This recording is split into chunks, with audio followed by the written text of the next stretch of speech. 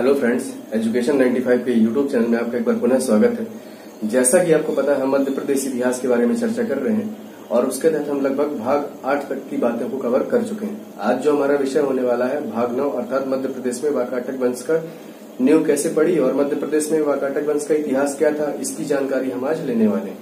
मगर जानकारी लेने से पहले एक बार पुनः निवेदन जो हमेशा करता हूँ कि वीडियो को मैक्सिमम लोगों तक पहुंचाएं और चैनल को मैक्सिमम लोगों से सब्सक्राइब करवाएं। ठीक है, तो चलिए आज की जो खास पेशकश है इसकी शुरुआत करते हैं। मध्य प्रदेश में वाकाटक वंश। यदि वाकाटकों की बात करें तो वाकाटक जो थे वो थे आपके सामंत सातवाहनों के। तो पेपर में पहला क्वेश्चन तो यही पूछा जाएगा कि जो वाकाटक थे वो किसके सामंत थे। तो आप बताना उनको कि जो वाकाटक थे वो थे आपके सामंत किसके मेरे दोस्त? सातवाहनों के। किसके? सातवाहनों के। ठीक है। दूसरी चीज, जो वाकाटक थे, वाकाटक जो थे बड़े ही पावरफुल थे। ऐसा कहा जाता है, पुराणों में ऐसा कहा जाता है कि जो वाकाटक थे, वाकाटकों के अंदर ब्राह्मणवाद बहुत भरा था, है ना। ब्राह्मणवाद बहुत ज्यादा भरा था और ये लगभग पूर्वी मालवा, इस वाले सब सेक्शन में, ये मालवा का क्षेत्र है और इस वाले क्षेत्र में ये अपना राजपाट चला रहे थे, है ना। और ऐसा कहा गया है कि जो पुराणों के अनुसार ऐसा कहा जाता है कि ये विदिशा उज्जैन के इलाके में रहा करते थे।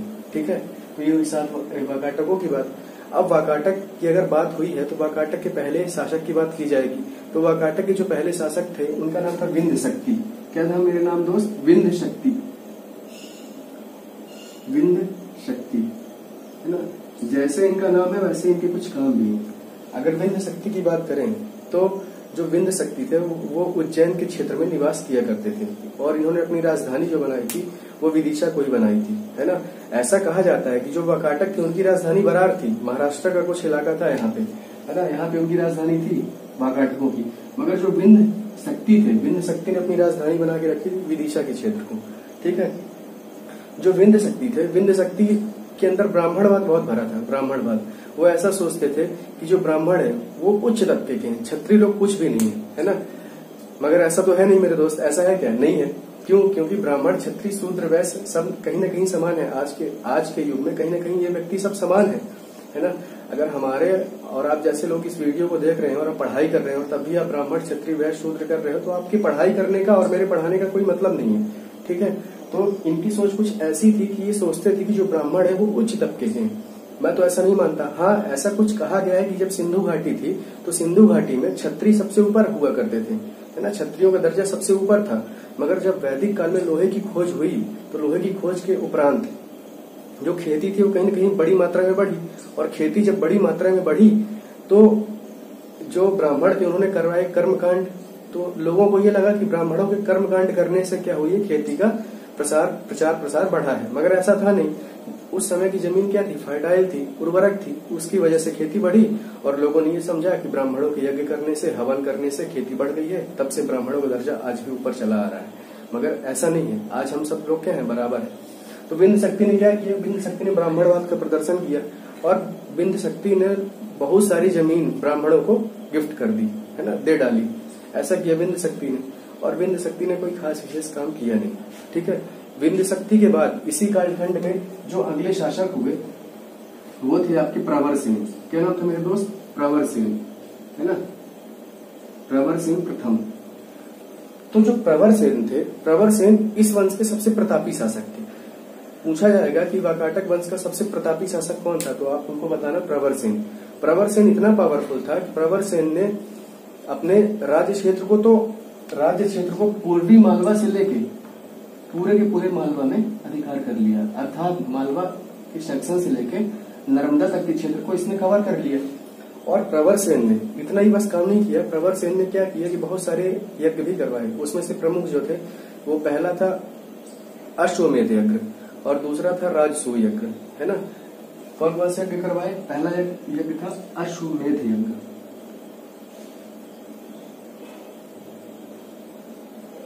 और दूसरा यज्ञ करवाया राजसूय यज्ञ, है ना। अब ये यज्ञ होते क्या है?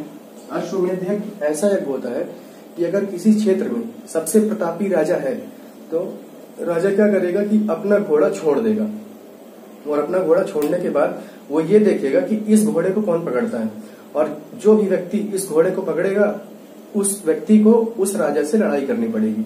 इस ऐसे युद्ध को कहा जाता है अश्वमेध यज्ञ। ठीक है। दूसरा यज्ञ है राजसूय यज्ञ। तो राजसूय यज्ञ ऐसा यज्ञ है कि राजा क्या करेगा कि राजा अन्य राजाओं को, अन्य क्षेत्र के राजाओं को बुलाएगा कि अपने रथ लेके भाई साहब तुम आ जाओ, और सबके साथ एक प्रतियोगिता होगी रथ दौड़ की, और उस दौड़ में जो प्रथम आएगा वो उस युद्ध का, उस प्रतियोगिता का विजेता माना जाएगा। और ऐसे यज्ञ को कहा जाता है राजसूय यज्ञ। तो प्रवर सेन ने बहुत अच्छे काम किए। प्रवर सेन ने बहुत सारे यज्ञ करवाए। प्रवर सेन ने क्या किया, अपने क्षेत्र का विस्तार किया, जो कि इनके पिताजी ने नहीं किया था, विंध्य शक्ति ने।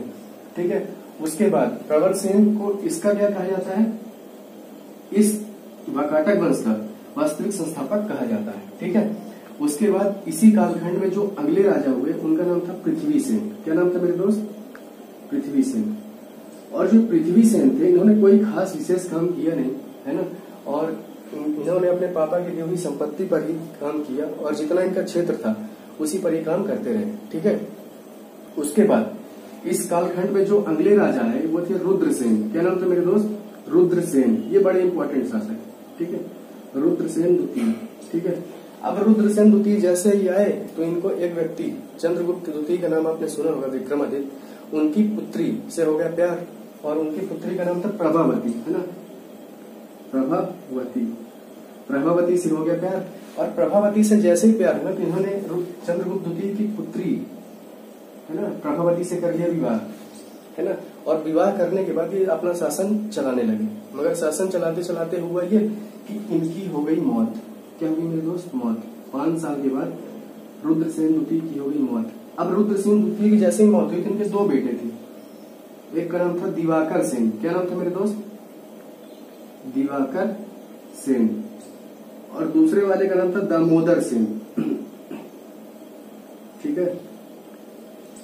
2 बच्चे थे इनके, दिवाकर सेन और दामोदर सेन, और रुद्रसेन द्वितीय एक्सपायर कर गए। ठीक है। तो प्रभावती को एक दिमाग में एक बात ख्याल आया कि जो हमारे दोनों बच्चे हैं वो क्या है, अभी अल्पवयस्क थे, बहुत छोटी उम्र के। तब भी इन्होंने क्या किया कि इनको गद्दी पे बैठा के खुद कार्यभार संभाला। पहले दिवाकर सेन को बैठाया और खुद कार्यभार संभाला, और कार्यभार संभालने के बाद इन्होंने क्या किया कि मतलब अपना राज्य क्षेत्र विस्तार करना शुरू किया। मगर कुछ दिनों के बाद ये अल्पवयस्क पुत्र जो था दिवाकर सेन, इसकी भी हो गई मौत। अब जब इनकी मौत हो गई तो प्रभावती हो गई शोकाकुल। प्रभावती परेशान कि मेरा जो पहला बच्चा है वो एक्सपायर हो गया है ना, और वो भी इतनी छोटी उम्र में, तो ये हो गई परेशान। तो इनके दिमाग में जहन में एक ख्याल आया कि जो मेरा दूसरा बड़ा बेटा है दामोदर सेन, क्यों ना इसको गद्दी में बैठाया जाए। तो इन्होंने दामोदर सेन को गद्दी में बैठाया और फिर से एक बार कार्यभार लिया, है ना। तो दामोदर सेन को गद्दी में बैठाने के बाद प्रभावती ने कार्यभार लिया और अपना राज्य क्षेत्र विस्तार किया। और राज्य क्षेत्र विस्तार करने के बाद इन्होंने क्या किया कि जब इनका बेटा बड़ा हुआ दामोदर सेन, है ना, दामोदर सेन जैसे ही बड़ा हुआ तो इन्होंने अपना शासन दामोदर सेन के ऊपर छोड़ दिया, है ना।